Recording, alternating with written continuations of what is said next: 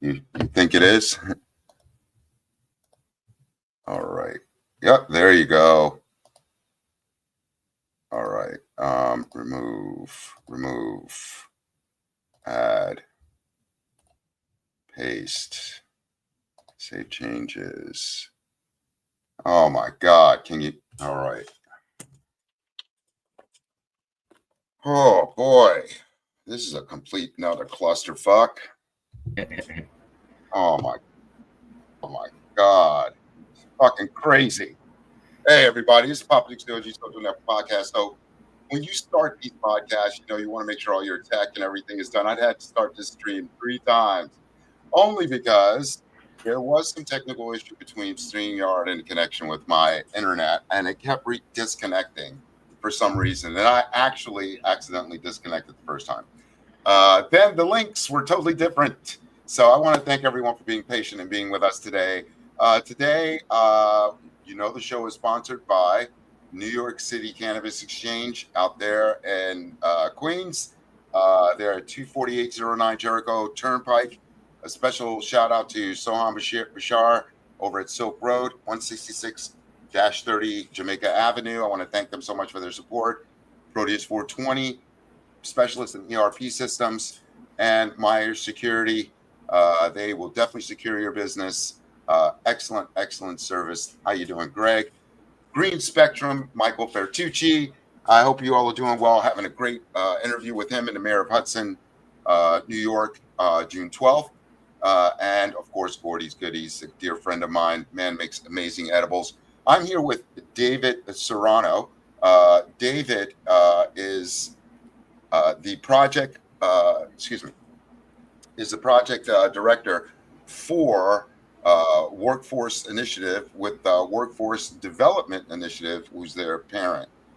David is probably one of the top cultivators and breeders in the state, but he also provides excellent government services through Cannabis Workforce Initiative and providing training for bud tenders and people that are interested in the cannabis community. David, I know that you and I share the same last name and come from the same island. How is the family? How are you doing?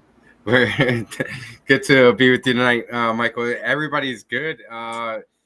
There is still some electrical issues on the island, as you're probably aware. Yeah. The family is doing well.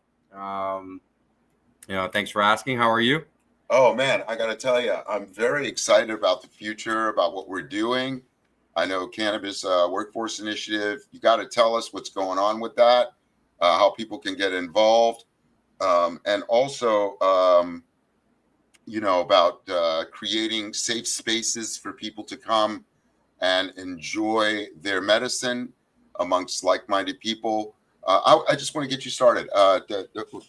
Please tell us about Cannabis Workforce Initiative and your role. Thank you. I appreciate it. So the Cannabis Workforce Initiative is a state-funded program to educate community members that were disproportionately negatively impacted by the prohibition of cannabis. So we use the state CDI map to identify communities where the arrest records were significantly higher and disproportionate towards Black and brown people. As you know, Black and brown people in the state of New York were arrested, in significantly larger numbers than our white counterparts. And with cannabis, it was something over 80% of the arrests were Black and brown people. And we know that, there are more white people here than there are us, and they consume just as much as they do, just as much as we do. And so the state wanted to support those communities, and in doing so, launched an initiative to essentially address the opportunities in the space, ensure that folks had an understanding of what the opportunities were, a realistic understanding.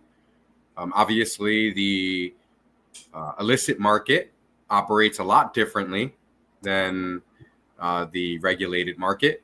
That's right. And even like the workforce, right?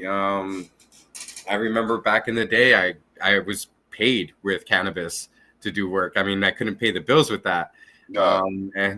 And so, fair wages, benefits, worker rights. Those are all the things that come with a legal industry. And, we want to ensure that folks know what those rights are, and for the employers know what their obligations are. And then we jump into the skills. As you know, we get into cultivation, extracting, manufacturing, all sorts of products, dispensing. We cover the supply chain really holistically to include the delivery, distribution. We explain to folks what the two-tier system is. Dispensaries on one end, and then everything else on the other. No cross ownership unless you're a micro. Right. So, just again, really breaking down what the industry is, where the opportunities are for employment, for business. Even in the ancillary space, we have 3 different trainings on just ancillary. It doesn't even touch the supply chain, because there's so many things that people can do to support the industry from the outside that haven't even touched the plant and still earn a lucrative career. So, a lot of exposure, a lot of training. To date, we've done over 400 trainings all across the state in the last 2.5 years. We have a live training. We have an on-demand training online. Right. And there's over a dozen of those trainings. The certificate program is 10 trainings. We also dropped the responsible workforce training, which is required by law for all stakeholders in the industry to take. The OCM and the Department of Labor released the first 2 hours. We released the other 2 hours. You can choose between dozens of videos to cover those last 2 hours, so it really can be focused on what folks are doing in their career. Right. Blogs, posters. We dropped a field guide, as you saw at the show. Our bartender field manual, which is amazing. An incredible job by all of the teammates. And we saw, just to let them know, we saw you at Cannabis Means Business. That was last Wednesday and Thursday. But regarding the bud tender training, give me a little bit on that real quick. Yeah. So with our live bud tender training, what we like to do is really get into the plant. We believe fundamentally that all bud tenders should know everything about the plant if they're going to serve it. And so sometimes, we start with cannabis plant science, and people are like, wait a second, I thought we were coming here to sell.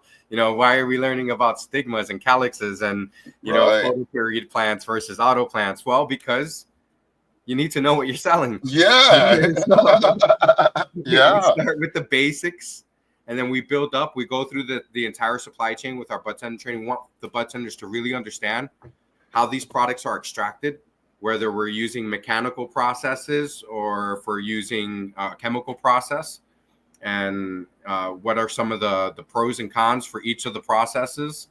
We like to break that out, get into all the various types of products that exist, as many as we can. The applications for those products, consumption standards, and all sorts of things we get into with the bud tenders. And then once we know that they have a really good understanding of the supply chain, the products that they're going to be carrying, now we teach them how to sell it. And, selling it, we like to say it's really about listening, asking good questions, surveying the customer, and, doing everything possible to make sure that, they're going to have an enjoyable time. We break a lot of myths and bad habits in the industry. Now, the ones that we break often are like, oh, this works for me for sleep, so it must work for you for sleep. Like, don't do that. We're all different human beings, and what works for me may not work for you. I could smoke a joint, and stay wired. The person next to me can smoke a joint and go to sleep. The same joint, right, and go right to sleep.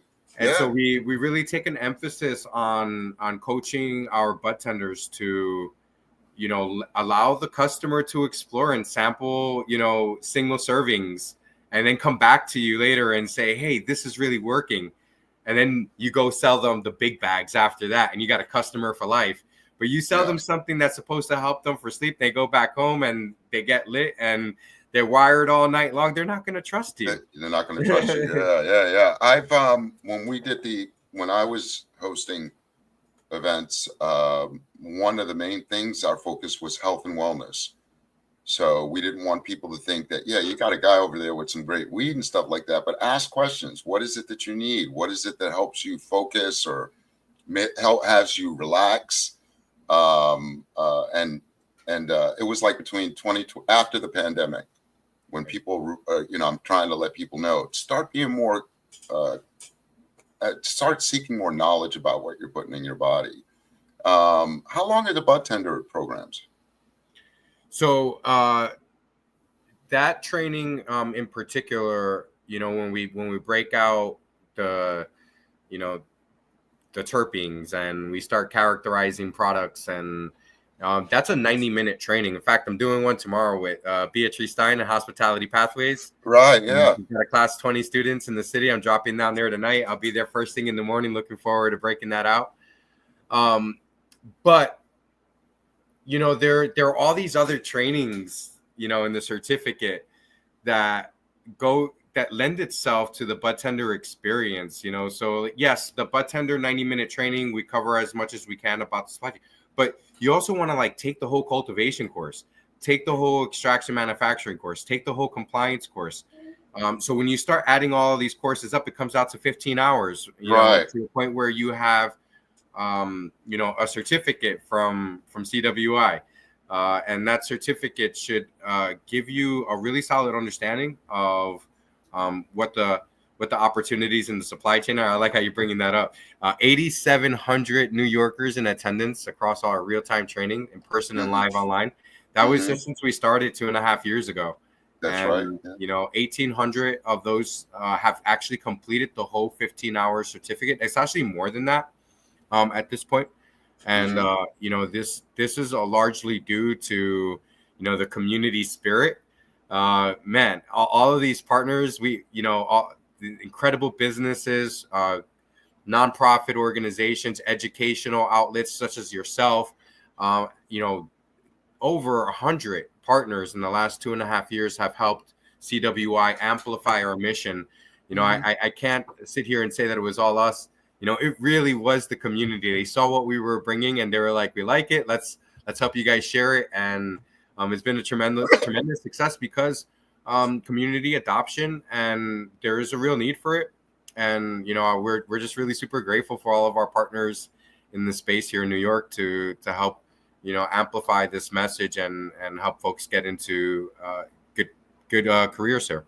Well, one of the things I focus on is to be able to expand people's minds about the cannabis industry, introduce them to people like you and organizations like yourselves, and have them understand in order for this industry to work, we have to properly regulate it, educate the consumer, expose them to the people that are the backbone, which I believe are the breeders and the cultivators and farmers of the and the bud tenders, and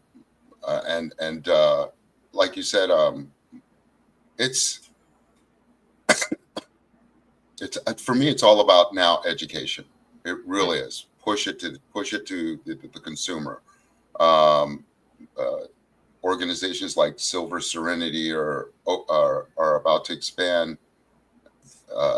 It's run by Sayuda Abraham. She wants to deal with 55 and older and get, that's where the money is anyway. Yeah. I think, right. She wants to get.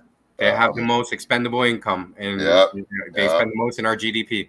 Yep. And so we are going to be taking them to farms through the New York State Canna Farms Tour and have them experience. We also want to do that for students, marginalized students and entrepreneurs that want to get into the business so they have an idea of what's going on. I'm meeting a lot of people that want to white label, so they want to meet processors. Like the tier 3? Yeah, the tier 3. Yeah. So that's a good one. Yeah. And there are a lot of people out there with excellent products and services. They just need to refine it and be around professionals that know how to mass produce it. That's right.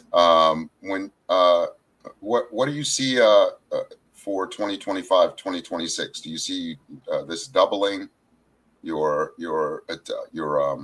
bartender programs, and you know what I mean? Yeah, Uh, yeah, I do. You know, our growth has been 100% year over year for the, you know, we're going into our third year. mhm. And at some point it has to slow down, right? Yeah, yeah, We're not looking forward to it, but you know, it's gonna have to happen. You know, there's some point where we just meet, you know, where we just saturate the market, and then these students now, our responsibility is to continue to give them new trainings. So right, we adopt them, bring them in, and our goal is to be a career guide for a very long time. And as new information is coming up, new trainings are dropping, you know, folks will get alerts. Hey, you know, it's been 6 months since you did your last training with CWI. By the way, we have a new training. right, The manufacturing practices, right. integrated pest management. So that just happened this year. We just dropped 5 new trainings, you know, just in the last few months. So folks Hmm. that did our certificate a year ago, they're all getting messages now. They're like, oh, there's new trainings that, you know, could keep up and Hmm. learn more. And so we Hmm. have no intention on slowing that down. And of course, I'm I'm super excited about social consumption. Um, Oh yeah, me too. I can just see these beautiful lounges being created throughout varying communities, um, and and each one has its own niche yeah, for that community and bringing together a lot of people. yeah, Um, yeah. I think also too, I just see a lot of beautiful coffee shops, beautiful cafes selling cannabis, having special events. I got a micro business license in the queue, so you Oh, know, good luck, yeah, sir. yeah. If that kicks off, you know, I'm calling people. I'm calling people. Oh, But call me with a discount. No, I'm just no, I got you discount shit. Let's Hey, do this. you know, this whole thing with social consumption, uh, you know, we have been social consuming, you know, the Right. vast majority of our lives now. I think we talked about this, and we started really young, and now Yeah, we're yeah. getting into the Silver Fox Club. Yeah, man. I So mean, it's blowing a lot of my, I'm Gen X, so we went through the whole gambit. And to see, the younger generations being able to have opportunities within this industry, if it happened 20 years before, I would definitely be on, you know. But I'm definitely preaching to the younger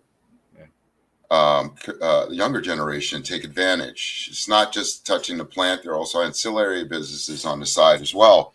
For example, Myers Security is working and is we're currently organizing and putting together a cohort for low voltage security that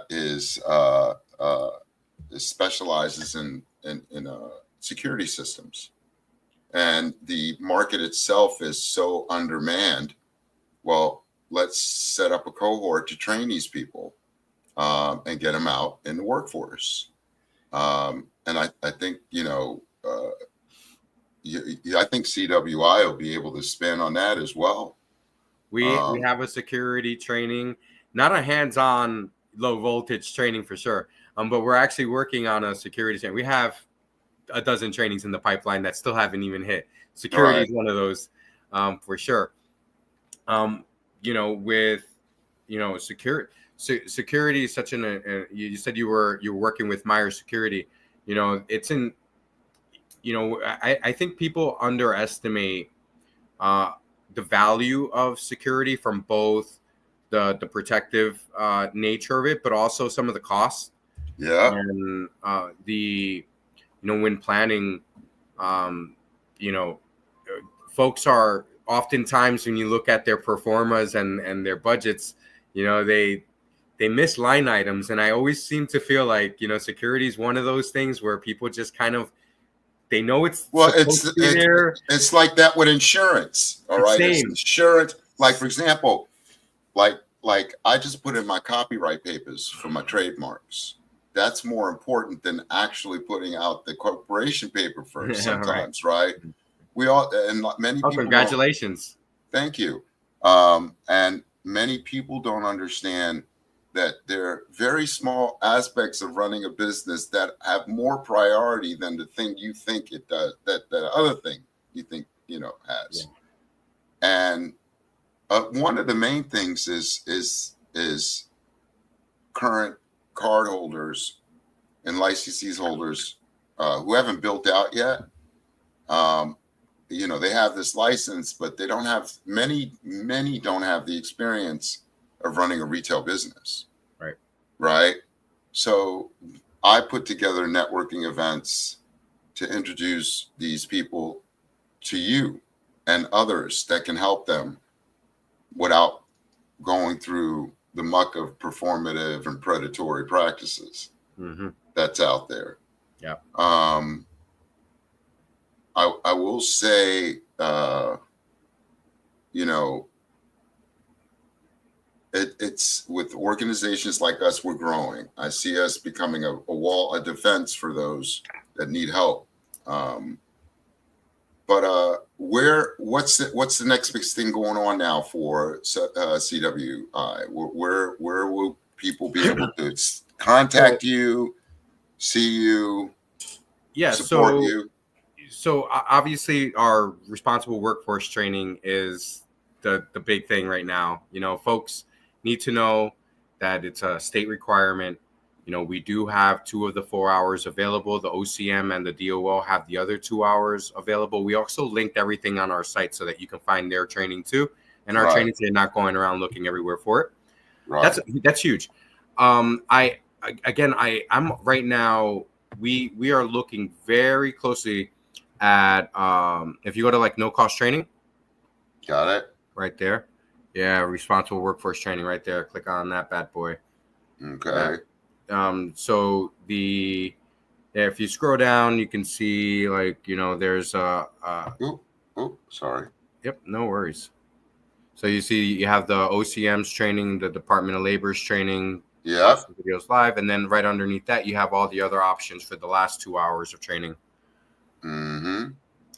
Okay.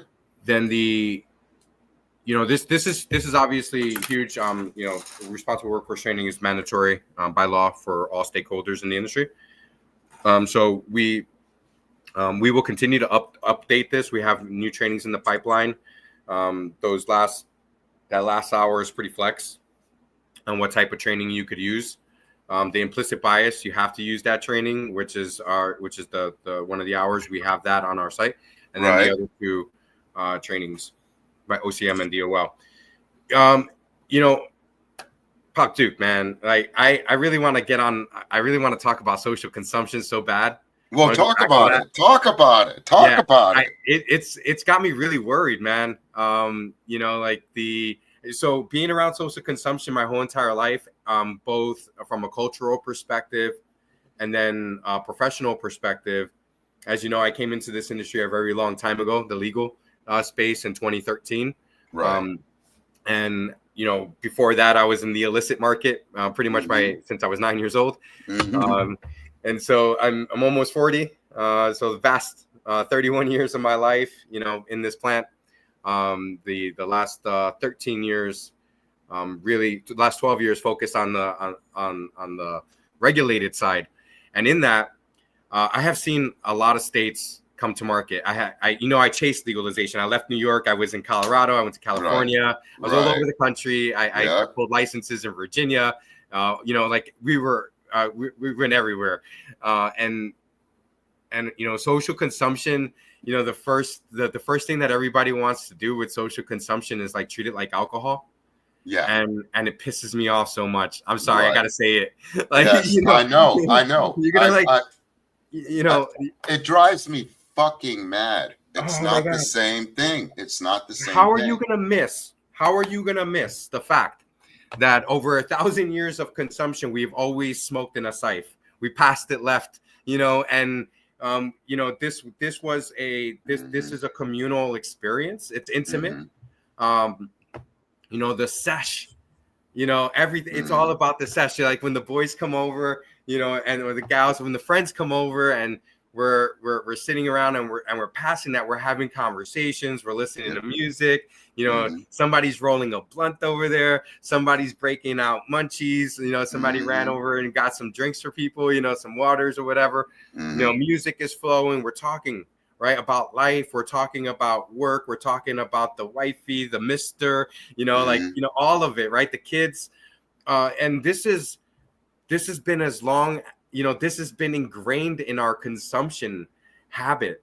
And I feel like it's such a missed opportunity, and so what I wanted to kind of like really share is just a little bit of a vision. And it's nothing that nobody already, like everybody knows this already. It's just remember. Right. I want people to remember how we consume. We consume in social consumption. We pass to the left, or sometimes people pass to the right. I don't care, but you pass that joint, you pass that blunt, you take dab hits with your crew. And so like, how does this translate into a viable market solution for business? Right. And a perfect example. When I was in the military, I lived in Japan for 3 years, and I was on a ship, and my ship used to pull out of port, and we used to go to Hong Kong, Singapore, Malaysia, Guam, Thailand, all these different places all over Southeast Asia. And one of the things that I loved about Asia is the karaoke scene. I know you probably weren't expecting that from me. But no. I want to tell you right now, side note, I want to do karaoke events.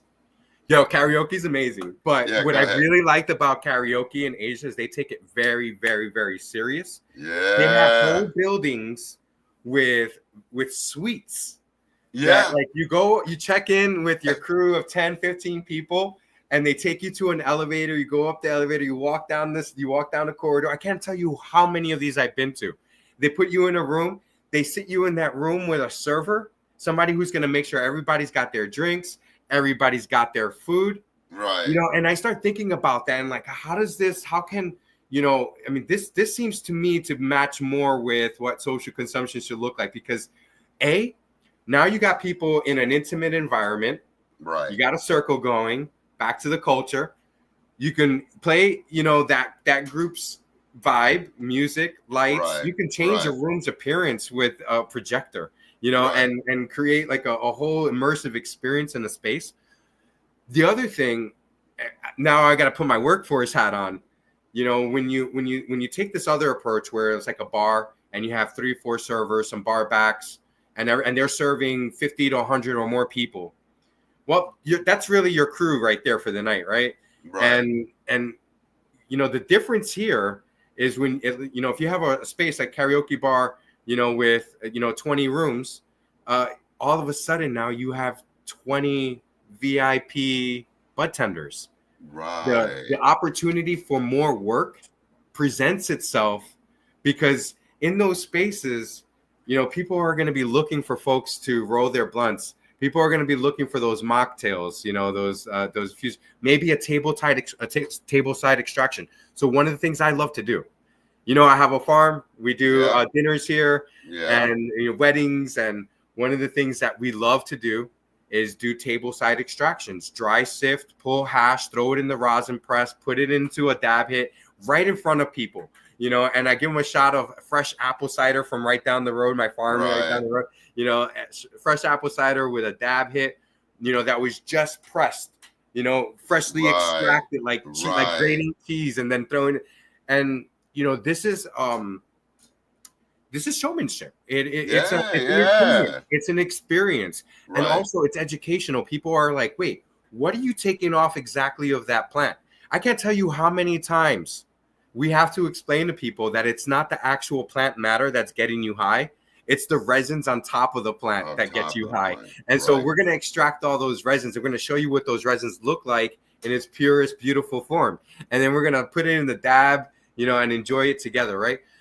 We could roll, there's so many ways to invite people into that space too. Mm-hmm. If it was me and I get a guest, that reserved my space for a sesh, maybe a 4 or 5 hour sesh, well, they're going to send that link to all their buddies that are coming, and they're going to fill out surveys, because when they come, the first thing that they're all going to get from me is a little half grammar of their preference, like each, right? And Right. because I'm not going to just make you wait here for your smoke. You came here to Right. smoke, right? We're Right. going to hook everybody up with their preference according to their tolerance based on those initial surveys, even before they came into the room. Right. And now that I have them in the room and everybody's starting to consume, I get the music going, get the lighting going. Now I can start doing my showmanship. I can Right. start breaking out and building beautiful, 2-hour burn cannagars, 3-hour burn cannagars. I Right. can put out a dab bar with freshly pressed or freshly pressed rosins, freshly extracted hash, bubble hash. We could in that time create and facilitate a real an entertaining experience that's valuable, high dollar. So now, maybe that sesh I walk away, with $500 plus tips in my pocket. And if I do Right. 2 of those sessions a day, do the math. Yeah. That's a Right. high-end career. Right. And but it took it I had to learn a lot to do that, right? I had to, perfect my skills and be able to have the stamina and the understanding of that type of service and that type of space. And what I think is what I'm awfully afraid of is that folks are going to miss these opportunities, particularly around the mechanical table side extractions. What does that mean in social consumption? Do you need to have a manufacturing license? Do you have to, send a sample of that, rosin that just got made from that flower to a lab before you could use it in that space? Like all of these questions of how do you do it, consistently with the other areas of the regulations. There are answers for all of that. Right. All of it. And it can be done. We need, creative people that come from the culture, that understand the sesh, to be involved in these decisions about how social consumption is going to go down and how is it going to be profitable. Otherwise, what you're going to end up with is a dispensary model with sitting rooms. Right. And don't. Yeah. That's not going to create jobs. That's not going to bring in the tourism dollars. That's not going to do it. People come to New York City from all over the world to experience the nightlife because it is showy. It is entertaining. And if we don't go to that level, it's not going to be entertaining. These places are going to, you're going to have your same bartenders, managing the dispensary, managing a sitting room. And it's not like, that's creating new jobs or new forms of income and revenue. It's wasting money because now that space is just being utilized for people to sit and smoke. They're not really buying and turning over and spending a lot of money. There are ways to do that in social consumption where folks can actually feel like when they put their money down on the table, they're getting the value back from it. Right. That's a big issue right now with social consumption. You're not really meeting that demand. That value exchange. Right. I just see so many great opportunities with what can happen with social consumption. And at the same time, I see how it's being done everywhere else. And I get a little bit pessimistic about what's going to happen here in the state. Well, you're able to create this brand through your own experiences, David. You're going to be able to create this brand. Everyone has the same idea, right? But not everyone can perform that idea or bring it to fruition, depending on the passion and the persistence of that person. I know where you're going with this. I mean, I see it. I see these beautiful suites, all can be customized and tailored to the client. We're providing them with high-end quality, affordable flower, dabs, the experience. You're creating actually a position of a cannabis sommelier. Yeah,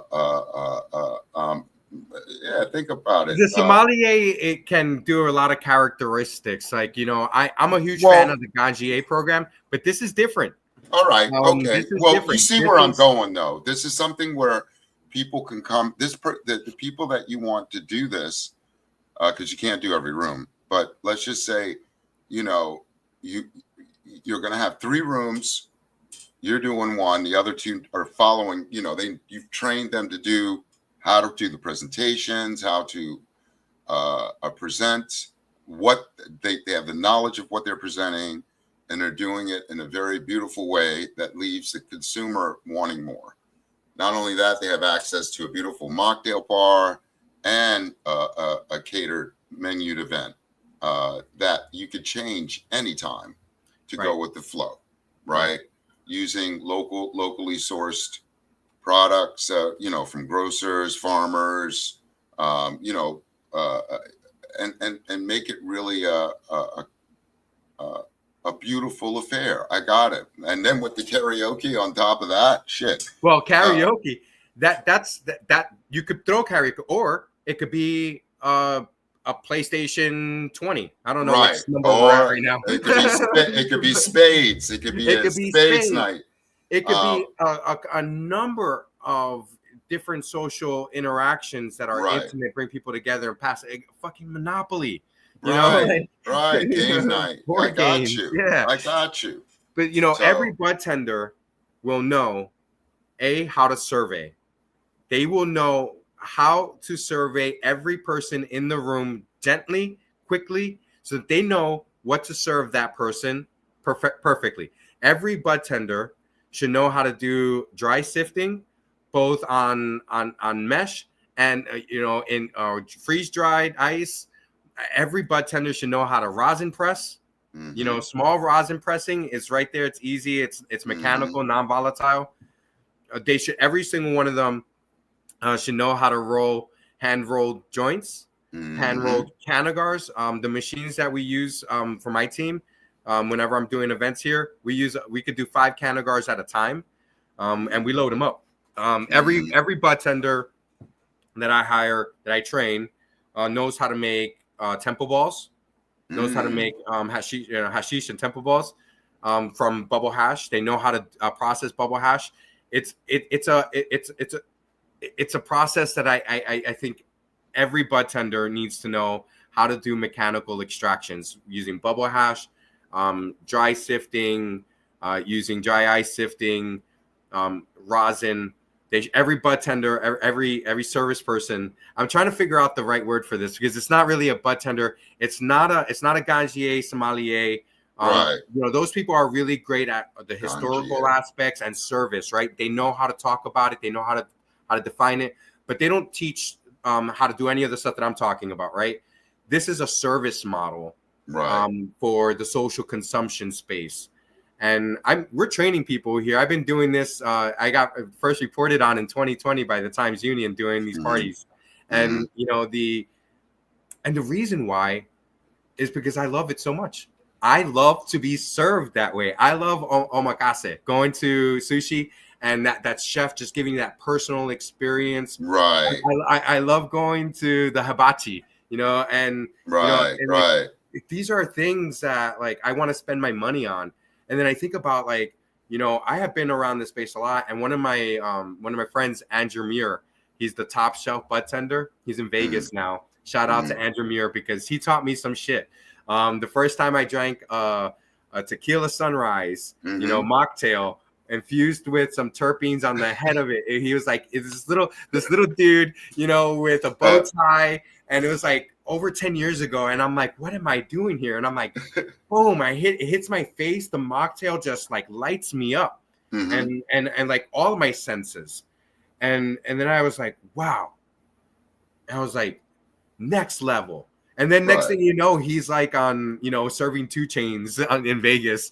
And yeah. But like these, it was like, it dawned on me. I was like, I'm attracted to this type of entertainment culture, especially around my vices. I'm like, tell me different ways that you can present it, like, you can give it to me, right? Like, and so over the years, I have witnessed amazing blunt rollers, amazing Canagar rollers, amazing mocktail makers, amazing tableside extractors, and so I'm just like learning from them. I'm adopting. It's like now over a decade of learning these skills and then now implementing them here on my farm with my team. And I can see, I know the difference. One space where people are sitting kind of like to themselves. I'm smoking a joint with my boy over here. You're smoking a joint with your boy over there. Everybody's kind of like to their own thing. And then the other space, everybody's brought in. engaged, Right. like Right. throwing their money at me. I'm like, Yeah. come on, Yeah. So that is an acknowledgement of the culture. It's an acknowledgement of how we consume. It's an acknowledgement of the practice of sharing, of Yes. learning, of communing. Yep. All of these things that I don't see in social consumption yet. That I'm just like, there was some guys that no longer have their space on that 6th floor, by Times Square, where you can see remnants of that. And that was also part of the inspiration. It's like, okay, everybody's sitting here, but then like, it's really rare. You don't really see it very often. Yeah. And I think Unless it's a private event or something like that. But unless it's a you private know, event, yeah. I think if done right, not only can social consumption be extremely successful and lucrative for business owners, but it can be the force multiplier for service jobs for cannabis. I mean, we can, 2-3x the amount of jobs, if we take this approach versus kind of like this bud tender sitting room situation, which I can't stand, but I'm hoping that there are smarter people than I that are listening, that are writing regulation, Yeah.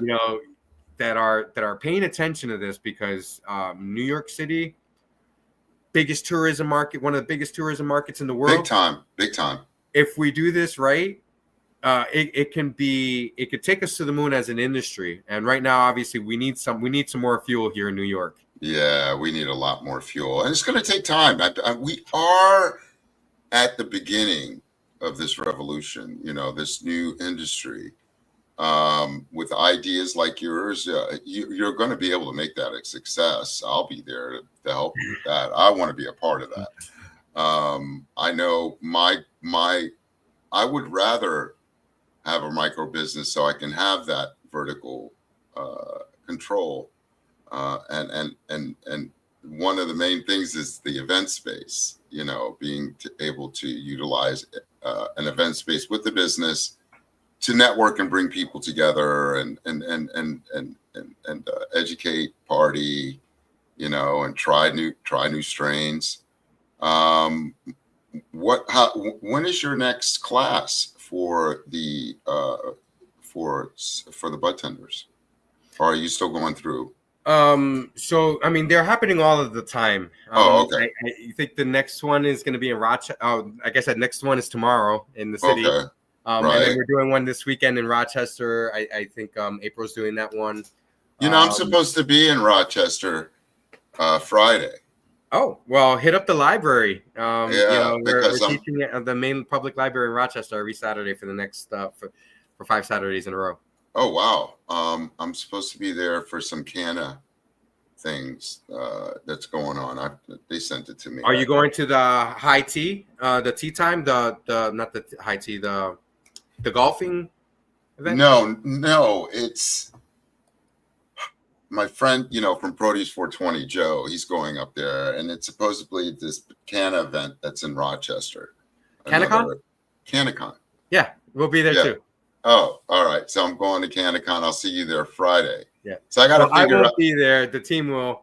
I'll be in the city this whole week. I'll show love. Appreciate you. I'm trying to figure out how I'm going to get from Hudson to Rochester Thursday. So how do you do it for public? This is a public PSA for. Well, no issues. Hudson has the train right there. It'll take you straight to Rochester. Right. So I take that. Yeah. Okay. I just want to be sure. Just jump back on the train. And go straight to Rochester. Yeah. Yes. Okay. I just want, and that's Amtrak, right? Or that is that? Yeah. So I just want to be sure. Next thing you know, I call you up. Motherfucker, you got me in Saskatchewan. Because I smoked some weed with some motherfucker on the train or some shit. You ended up in Canada. Oh my ended up in Canada. I want to tell you, we're starting the Canna Farms tour July 23rd. I want to invite you. We'll be at Cannacure Farms And You're I going to want be to in my area. You're going to be in the Hudson Valley, right? yeah, Yeah. the tours are predominantly in Hudson Valley because that's as far as I think we can get people up there This is where without. the best weed is going to be grown, man. What Yeah, you talking well, about? definitely. That is bar none. I think New York State and the Northeast region, even Southern Canada, when it comes to a larger, but New York State's the dead center for us right now Yeah. globally. When it comes to, well, yeah, at least on this side, because man, we're about to fuck it up good. Look, Um, I have a we're doing research here on my farm. mhm, A research botanist. Um, and one of the things that we're really focused on right here is plant adaptation. mhm. And getting what I love so much about New York is how they issued all those licenses to outdoor farmers. Yeah, I yeah, love that so much. And like people like it's hard. It's really hard yeah, because the first few years, if you're not doing it right, your weed's gonna suck. But if you're doing it right, you're gonna get to the best weed even better than any indoor weed if you're well, doing it right. you've been doing it for, like you said, almost 4 decades. So I mean, I since you started were growing when I was young, 14 years old. Yeah, yeah. So three, over, yeah, it's been and a minute. so you have a dedicated experience where you're definitely an investment. That's what an investor would need to look at if they're looking to invest, right? How long you been growing? They don't want to hear 5 years. They want to hear like 2 decades, A you lifetime. know, But a even that, lifetime. they also like, you've been growing for a lifetime. You've been growing 6 plants every year, Right, or have you right, grown, right, thousands of plants, managed multiple micro environments, right, and not right, touch any of the plants? right, That's a master grower, by the way. Master grower can visit all of the plants and not have to touch a single one of them, because ultimately the master grower has to be able to train people. right, Being a great grower is one thing. Being a master grower is a completely different thing. You need to be able to grow in multiple environments and lead teams, because you can't grow all of that weed yourself. It's impossible. that's right, And if you right, can't lead right. teams, you're not a master grower. You're just a really good grower with probably a bad attitude. You know it. You know it. I think. Well, would you consider yourself a master grower, or are you No, you heading you heading that way? You're heading I am heading that way. heading that way. Okay. Hmm. Okay. I have done a lot of small cultivations, really focused on my understanding of how the plant eats, how it protects itself. I detoured for even a few years away from the plant and just got into the dirt in the soil. So I don't know if you knew this about me, but like I was raising bugs in my lab for a few Yeah. years, trying to figure Yeah. out what was like breaking down, compostable material faster. I want to throw bones in my compost. Right. The worms don't manage that, but there are there are bugs that will eat the meat right off of that bone, and then I take the bones and give it to the pigs, and they Right. turn it into calcium, magnesium, and Right. and so I got into the pigs, I got into the sheep, the goats, got into really the bugs, mycorrhiza, started getting into indigenous microorganisms, started getting into making my own nutrients, making my own pesticides, my own fungicides using Get the organic material. fuck. Okay. Wait a minute. So like you got to leave the plant for a little Can bit. I After a while, you just got to like let me you sit right there. I got to come back you to you, could and then I can literally come to you for 6 months, right? yeah. And get internship, just learn this, just the basics. I mean, just to learn. I mean, because I love being on a farm, especially when there's animals. You can feed them, and for some reason, but I don't want no damn pets in my house. And but like, you know, you're like running the gamut, man. You're doing not just the plant, but how to actually set up the biodiversity for the plant. Yeah. Correct. Yeah, I at a point I've seen enough cultivations and consumed enough weed in my life to know where the good weed comes from. And good weed comes from farms that they're treating the weed like a crop of many. They have animals, they have fruit, they have vegetables. They are using their own material to regenerate the soil. Right. They're using their own material to protect the plants. Companion planting. I learned a lot about flowers and Yeah, I herbs. like that companion planting idea. And I Yep, saw that on Hudson Farms. yep. And We do it Hudson, here. yeah, We do it here with everything, not just our cannabis plants, but we right. companion Yeah. plant No, everything. they had like a beautiful garden of spices and whatever Yeah. herbs. There was another one with squash with the corn, and it was a All of those fruits and all of those vegetable trees, they all have their own um, diets, if you will, and they yeah, all call their own specific type of microbes to help them eat in the soil. And the more diversity of plants and animals you have, the more diversity you have of microbes in the soil, which is what we know increases the terpene levels, the aromatic profiles. hmm We know that um, if for instance, it's a very hard thing for me to do in living soil to overfeed a plant. You say this to a hydroponic grower, and I used to be one of those, and they're like, "What?" And like, oftentimes hydroponics growers don't even know that they're using salt-based nutrients that are force feeding the plants, and hmm therefore the plant has no say what it brings into its roots. So therefore, you can overfeed it. right, Whereas in the natural world, the plant is signaling, the plant is working with the with microorganisms to determine when and what it wants to eat. right, Sure, you can get soil hot and put too much nitrogen in it, but I can fix that with microbes too. Some lactic acid bacteria. There are ways to neutralize a high nitrogen levels soil, or reduce the high nitrogen in the soil. There are preventative measures using cover crops like clover, which are nitrogen fixers. hmm Um, we so again, like I stepped away from the plant for a few years to really focus in on the environment ultimately, because I said to myself, I don't want to have to cultivate around issues anymore. I want to retire. yeah, I don't want to be out here like yeah, chasing down, spider mites and aphids, in my yeah, 70s, you right, know. right, So right, I said, okay, well, there are a couple things we have to do. We have to make sure that the environment is safe enough for the plant to experience all of the natural protections it can get from the environment. But it also comes down to genetics. right, So I don't want to cultivate around issues. I want to work around I want to work with the genetics. hmm So right now we're running over 20 different genetics here.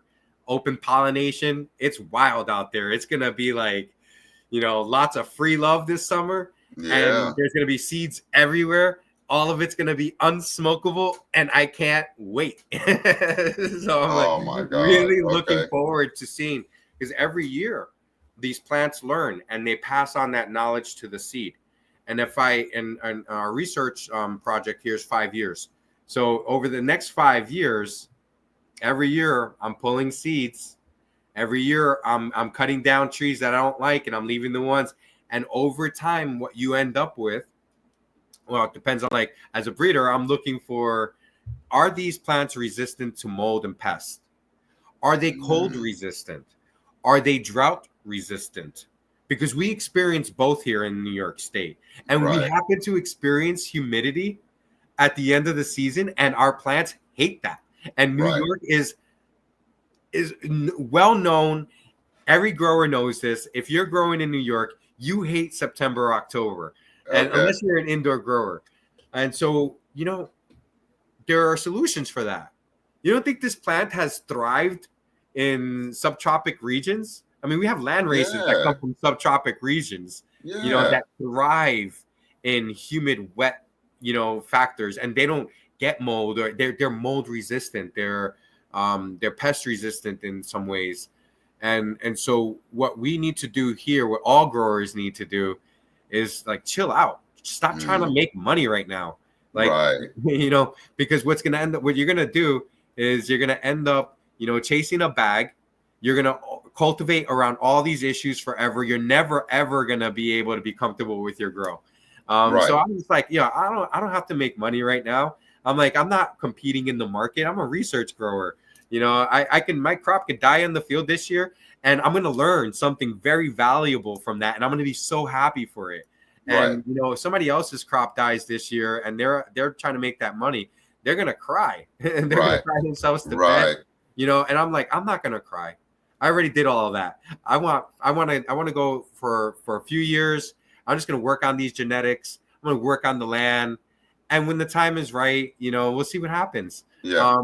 But when something does happen, you best believe David Serrano is not going to be cultivating around issues around these plants. Yeah. He's working on genetics and environment right now, so that is no longer an issue. So that when I'm 60, I'm throwing in these seeds. They're growing up by themselves. I'm not even watering or feeding them. The soil's doing it all. Wow. Yeah, that's going to be an amazing. Well, that would make me 80. So, Papa, look, this is already happening.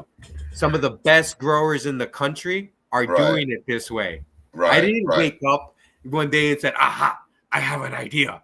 Right. No. I got you. I got past the gatekeepers, and there's a lot of those. And I said, when I get past those gatekeepers and I learn me something, I'm going to come back on the other side of the gate, and you ain't going to shut me up. Right. I'm going to tell you, Korean natural farming. Yes. Korean natural farming, fermented juices, fermented plant juices, IMO1, IMO2, making my own nutrients, making my own pesticides, for any plant issue that I can find in the Korean natural farming book, the JADAM book, JADAM, there is a solution for all of these things. And the thing is like, I was using this on another cultivator's farm. I was young, and he never would tell anybody what we were doing or why we were doing it. But I remember working with fermented fruit juices. And, this person was breeding in flavor profiles over the course of years, using these practices and methodologies. And many years later, I came across Ed Rosenthal, like around 2016, 2017, one of his books, he mentions Korean natural farming for the first time, at least that I had seen in any of his books. So let me go look at that. So I went in there and I started noticing. I was like, wait a second. I was doing this. I was doing that. I was doing this. You know what I realized in that moment? That the gatekeepers were hiding information that were widely accessible to the whole world. In fact, JDAM and Korean natural farming, Master Cho's vision was that everybody knew and had access to this information. Right. You can have more food. And now you have, these cannabis bros, that are like, they found a way, it's working for them, and they just want to gatekeep it and it's not even theirs. They're taking it from another completely other agricultural practice. Right. And so, like, that's what I'm doing today. I'm dropping names. Korean natural farming. You want to be a great grower? You want to Korean natural farming. I've seen some videos on that, and also too, I work with Nick Scalisi sometimes. He's moving to Portugal to apply living soil techniques and the same techniques you're doing. You got to meet Nick. Nick's amazing. You would love him. He would have loved to have worked on your farm. His specialty is going in and building out small to medium grows for clients. And we were helping a client up in Unadilla. We did everything in like 3 days. We had like 100 plants up in 3 days to build out everything. That's how I got my start in outside of selling it. When I broke into setting up facilities, you learn so much. Everybody has their different wants and needs, and you're like, all right, let's go with it. But like that type of work for me was extremely beneficial. I learned carpentry. I'm from the hood. They didn't have shop in my school. No, shit, yeah. I learned shop because I had to build tables and hang hang fans and move air, move water. PVC. The first time I ever used PVC, Right. I was Right. doing the hydroponics grow.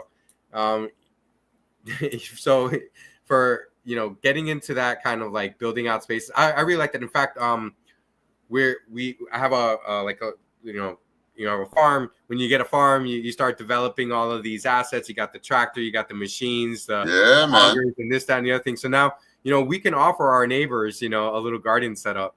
Nothing crazy. I'm not doing Yeah. commercial facilities or anything, but like we have a Yeah. little bit of a team over here. We're out there. People are they want to do their 6-12 plant grow. We can help. But like that's also an ancillary opportunity too, right? If Oh you're my in the God. space, Oh my God. When we get off, I'll tell you some other stuff. But I think that's amazing to yeah. be able to help people build their community gardens. But go ahead. Go ahead. I mean, that's where it was at. I just like you were talking about your friend and building up Well, spaces. we want to go up there and visit you. Where are you located? Where the farm is? I mean, what? We're located in Wallkill, New York. Walk Hill. That's right. I Yeah. remember now. Yeah, you're not far. That's not No, far. 90 minutes from the GW. Yeah, that's not You far know, at all, really. I like to say 90 minutes to the city, but once I get to the city, depending on where I'm going, man, sometimes. Yeah, no, it's 2 hours. It's too, But like, if you get to the GW, whatever time it takes you to get there, it's another 90 minutes from there to yeah, get to the farm. But like we're still closed. We're not open for the public like that. We do private events. yeah, Right now we're in a different phase of our life here on the farm, where we're increasing food production. We're increasing our cannabis cultivation on the research. We're we got a lot going on this year, good. as you can imagine.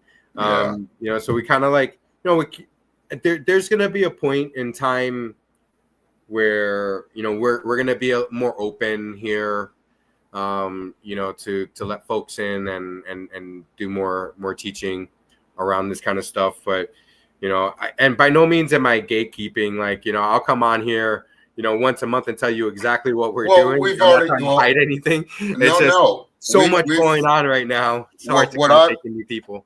what I want to be able to do is, and we discuss this, is also with another friend as well. She's more on the health and wellness side. I definitely want to have you on once a month to have a 30-minute segment where you talk about the topic you want to talk about, and you can schedule it anytime you want, dude. My podcast is open to very few people, but you and a couple other people, hell yeah, just let me know you're coming on and we'll put it out there. Now, I always talk about social consumption until they pass this damn law the right way. No, I'm Yeah. gonna be on a soapbox. You see me outside in the bricks, and you want to talk Oh, about I'm down. anything? Let's talk about social consumption. We got to start picking up the pace on these conversations. Yeah. Start building the the narrative, that is in line with our culture. Well, I don't want to adopt the alcohol culture into cannabis. No. In fact, all of my events, since I've had events, I've if I had cannabis, I had a mocktail bar. So I didn't want alcohol, and rarely had it. The Innovate events do not have alcohol. We're hosting a comedy show at Trends in July, on July 26th. That's a mocktail bar. I'm gonna need the deets on that. Trust me, everybody's gonna know everything. Yeah, You already on a VIP list. So actually, July. You're the only one. You're one of the few that don't even need to be on the list. Just walk to the door. You said the 26th, 27th. And it's at Trends. It's at Trends on the 26th. So it's hosted by Drunken Stoner Festival. Steve, nice. Everybody, he and his old lady are going to come down and get 150 people and about 24 comedians and have a 90-minute to 2-hour show. Oh my God. There'll We be a just mock. laugh our asses off. Yo, I Yeah. cannot tell you. I can't even express to you how much I love the beverages. Oh yeah. The I mean, beverages, heirloom. Yo, New oh, York beef and skid, like heirloom. their I'm apple cider heirloom right. drink is so freaking good. I'm telling you, we're gonna have. I'm having. I want to reach out to them to sponsor, or we do it ourselves, right? But I also have Pure Genesis. She came out with the whoop tea. Yes, Uh, that's right. The half and that half. I love half and half and half. halves. It's delicious. Oh, It's delicious. And so I I'll love be them. reaching out to them as well. But we'll have a lovely beverage area with catered by, and the food will be catered by High End Eats with Sam taking care of the munchies. Oh, all right, Sam. Sam, my apprentice, Sam. Yeah, your apprentice Sam. Hey, He'll Sam. take Sam care of is the gonna come munchies. down with a new set of skills for that. Then, Yeah, he's I mean, already oh on no, it. well, yeah, I mean, it's he'll do his brownies and chocolate chip cookies, just munchies, the munchie Yeah. station. And but we want to get people there, to support, and also it's the same way, the same setup with Elevate Innovate. The only difference is we have you'll be speaking for 8 minutes, 8 to 10 minutes. Did you say I was gonna be speaking? Oh yeah, you're going to be at one of these events speaking. You meant serving? I could do. You can serve too. You can do that I too. rather Shit. serve. I rather serve the crew than speak. I heard Yeah, that. I'm down I don't. too. I love teaching. I get into a groove when I teach. You've seen me teach, and I Yeah, love teaching. But like speaking engagements, like I don't even like know what to talk about half the time. So I'm just like, you yo, just can I did just roll it. a joint for you? You just did it. What the fuck? You just did it. All right. So this is not the end. This is just the pause. We're going to talk with David next couple of weeks. He can come on anytime you want. I do have only, we have a great time learning from you, knowing that the industry has people like you in the industry. We know we're going to get excellent cannabis products and services. Okay. I feel very confident about that. I want to thank David Serrano of Cannabis Workforce Initiative and Workforce Development Initiative. He's the project manager, a fabulous breeder, cultivator. As you can see already, you're going to learn so much. We're going to be more specific, have more specific topics to discuss about how to navigate the cannabis industry. I know I'm going up there to visit him ASAP. And I think I'm gonna have to do it when I want to do it and spend time there because I need a fucking break. So you better make sure. Wait, you're coming here for a break? You know I'm gonna put your ass to work. I just wait. Let me You're coming finish. to a farm, brother. I was about to tell. So you better have a scheduled day of work and shit. So when I leave, you can say, "Yeah, we got that shit done." Yo, he cleaned out the pig shit. Yeah, I do it. He collected eggs. I worked on a pig farm. I worked on a pig farm back in the 80s. It was great. And actually, I thought it was a very nasty job. It really isn't. You're taking a fertilizer. We got all of their, what you were talking about, the methane, all that. I'm not, I just dug, put it in soil. We put it out, Pigs are such awesome farmers. People don't even know that. Yeah. They dig holes, they shit in them with seeds, and then they leave. And then like 2 weeks later, they have a squash plant with a squash growing out of it from their poop. And I watched this happen. Like their whole field is just like, they're just planting plants, and then they go back to those plants and they eat them. Yeah. Pigs are amazing. It's so sustainable. It's a regenerative process, and it's so sustainable. So, but I do definitely want to thank you so much. I want to thank also my sponsors, Produce 420, Myers Security, Green Spectrum, Gordy's Goodies, New York City Cannabis Exchange, and my dear friend Sohan Bashar over at Silk Road. Listen, David, hold on for a minute. We're just going to end it, but I want you to hold on. Again, everyone, we have so much going on. The New York State Canna Farms tour begins July 23rd. We'll be heading to Canna Farms. It'll be a small, lovely little group, about 15 to 20 people. You get a continental breakfast, a lovely lunch, whether it be a picnic or at a restaurant upstate, because we support the local economy there. And you'll also get a tour, small podcast, and a goodie bag. And also, July 15th. Oh, shit. I put July. It's June 15th. Hold on, y'all. I'm so hot.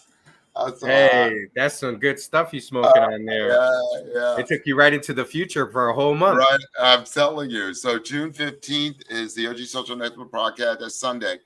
Father's Day edition. I sent out emails to all of my friends. They can just When is come Father's on. Day? It's Sunday. This Sunday? This Sunday coming, man. Yeah, I know. It's awful, right? So we'll be I'll be speaking to all the dads. We'll be talking about our experiences, and it'll be a quick 60-minute, 30 to 60 minute, depending on how long. Last month we did Mother's Day. It was very well done. I had Shonda Macias,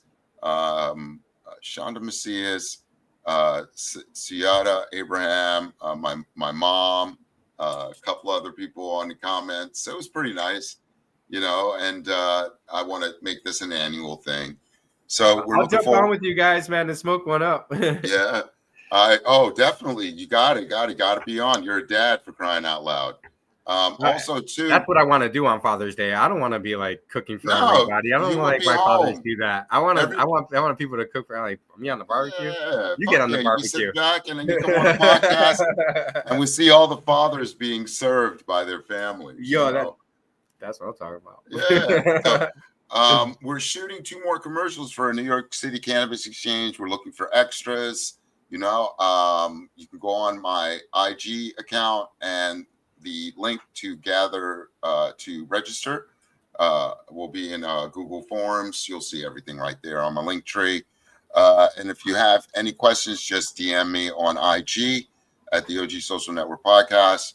I want to tell everyone, please remember to just like, subscribe, comment, notify on YouTube, on everything. Just communicate with me. Tell us that we're doing a good job, or tell us we're doing a bad job. Help us be better. I want to thank you all so much for joining us. I love you all. A special shout out to CMB, Cannabis Means Business, for having us as press. We appreciate you. And all of my team, XL Social Pro, Fame, Neil, and Rachel Sanchez, and of course, John Jacobs, my videographer. Thank you so much. Peace and love to everyone. And remember to relax, relate, and release. You'll be hearing from me tomorrow with some special announcements. David, hold on. I'll be right with you. And thank you again for coming. Of course. Thank you for having me.